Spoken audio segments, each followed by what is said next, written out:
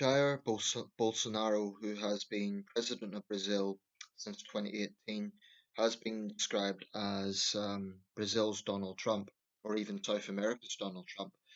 Now, I think the comparisons are very obvious, but it's almost like looking at other world leaders through the prism of Trump. Bolsonaro is a force in his own right, and Brazil's a major country, so I think it's one could easily say Trump is America's Bolsonaro, although Bolsonaro got into power after Trump. But the point being that Brazil's not a secondary country. But there's a few things I want to just reflect on, and I am an outsider. I'm not telling Brazilians obviously how to feel about their country, but as a citizen of the world, this is what I observe. Um, I think Bolsonaro is quite a dangerous individual. He has all the hallmarks of a demagogue. Um, his approach last year to the Amazon fires were shocking. I mean, whilst it's true that the majority of the Amazon does cover Brazil, it also goes into Peru and Ecuador. I believe some of it also goes into Colombia. Um, so Bolsonaro tried to frame outside criticism from leaders like Emmanuel Macron in France as being interfering in Brazilian affairs. But the point about the Amazon is it's unique. It literally is the lungs of the world. So him giving the green light to loggers can't just be dismissed as an internal issue when the effects of those fires would have had a profound impact on the world's climate. Now, at the time, there were actually major fires going on in Central Africa as well, across the Democratic Republic of Congo and Cameroon and other countries. They were actually more extensive than the Amazon fires, but I think it was symbolic of the Bolsonaro presidency. This utter lack of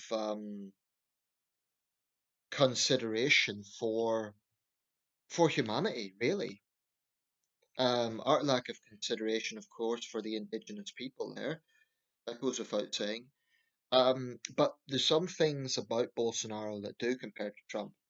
The intense enthusiasm of his supporters and the fact that they turn on the media is very similar to the way Trump supporters turn on the media.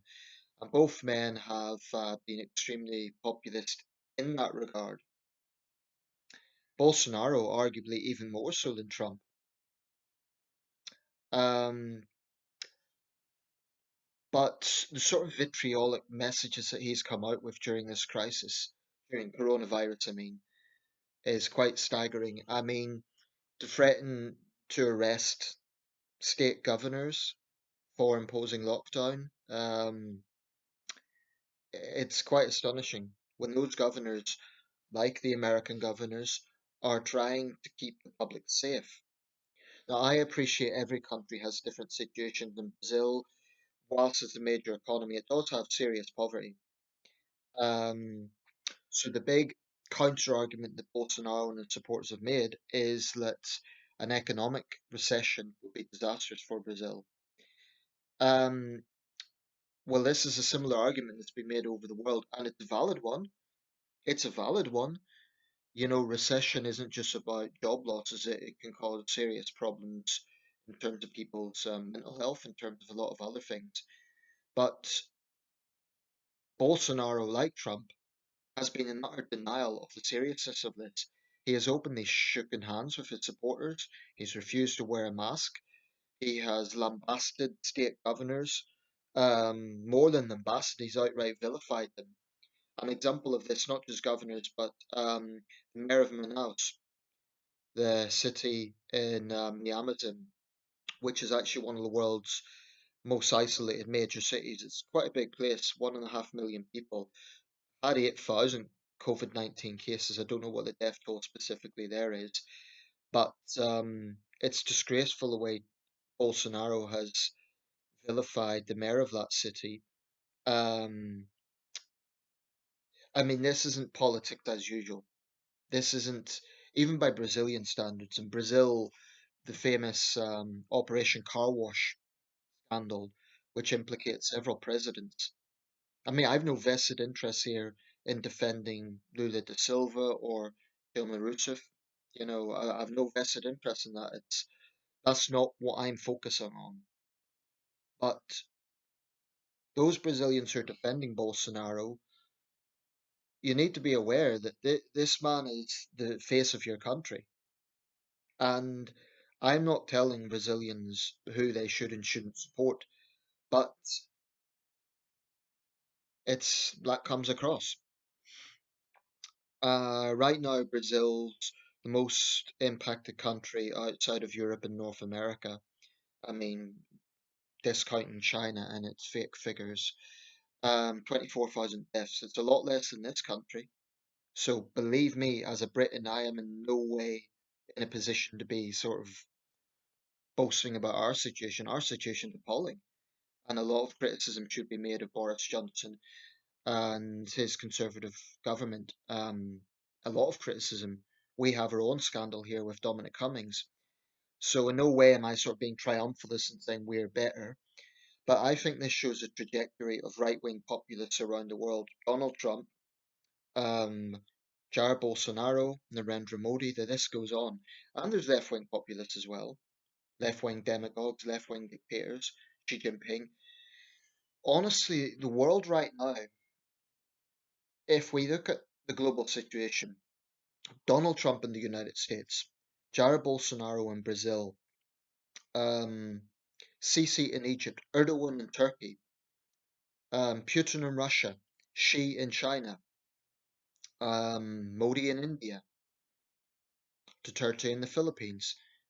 The list goes on. These so-called strongmen, populist leaders, it really, I think there's some echoes of the 1930s. And of course, with the 30s, you had the Great Depression. The history is never an exact echo of the past. There's always some different aspects to it. But I do not understand how this man can be so cavalier and so callous about people dying. I've watched a video about 10 minutes ago. I can't remember which news source it was, but there was a woman in Manaus, really hard to watch. Her father clearly had COVID-19 symptoms. She was in despair. You could see the guy actually struggling to breathe in the street. And Bolsonaro's attitude is it's all fake. Pretty much the same attitude that Trump took early on. I almost say that Bolsonaro is even worse than Trump. But Trump is supposedly the leader of the free world. That's really contentious. These right-wing demagogues, they really are not, in my opinion, a good counter to the left-wing demagogues like Xi Jinping. It's like pick your poison, almost. I mean, Bolsonaro really, he's spoken highly of Brazil's military dictatorship in the 60s. And the thing is, I'm not ignorant to some of the political context of Brazil. This is a country with staggeringly high crime levels. So when a populist who vows to go to war with gangs gets into office, that's understandable. Um, you know, I don't blame Brazilians for wanting violent criminals to be held to account. I don't blame Brazilians for wanting a politician to do something about that. And that's why I'm not praising Lula or Rousseff, because I'm sure they didn't do anywhere near enough to take on those gangs. But the situation with crime in Brazil is also a very complex one. I mean, there's controversies about police brutality and police killings in the United States. Brazil, the police are one of the biggest gangs there. It really is a very bad situation in major urban centers like Sao Paulo and Rio de Janeiro. But Brazil is a democracy. It's a major power. So I know there'll be many Brazilians that are really disgusted by the behavior of the president. There'll be others who robustly defend him. But I just think this is a trajectory of the way the world is right now. Right now, I would say European leaders are generally more centrist, broadly speaking. I mean, in Britain, people think Johnson's right wing. I don't think he particularly is. Remember, as mayor of London, Johnson was quite liberal on social issues. Bolsonaro's attitude to women, to LGBT people, his track record is absolutely shameful. Now, I'm not going to say his opponents have always been diplomatic in their criticism of him, but this is very similar again to the Trump situation. This man is president of a major power, the world's fifth biggest country by area. I believe eighth biggest economy or seventh biggest economy. Brazil's a major power, and it's being run right now by a reckless demagogue who was doubting that a pandemic was even there, even though 24,000 of his compatriots have so far died. I mean, for all Johnson's faults, he never denied coronavirus. So I would say to British critics of Boris Johnson, at least he hasn't done that.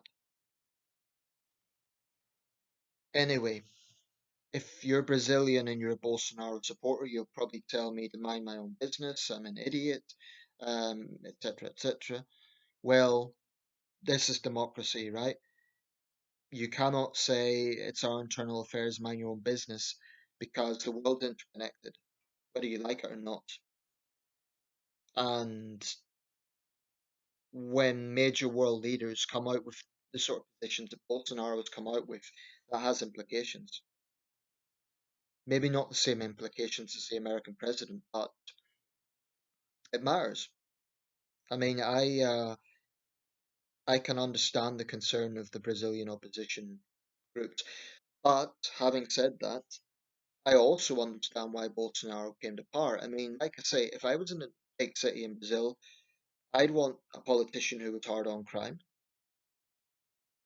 But like I say, it's also not that simple when it comes to the crime issue in that country. And I'll just close with this point. I fully accept that if I was in Brazil, I was a Brazilian, I was a voter there, I might have a different perspective, but I doubt it. The things this man has come out with are shameful. They really are.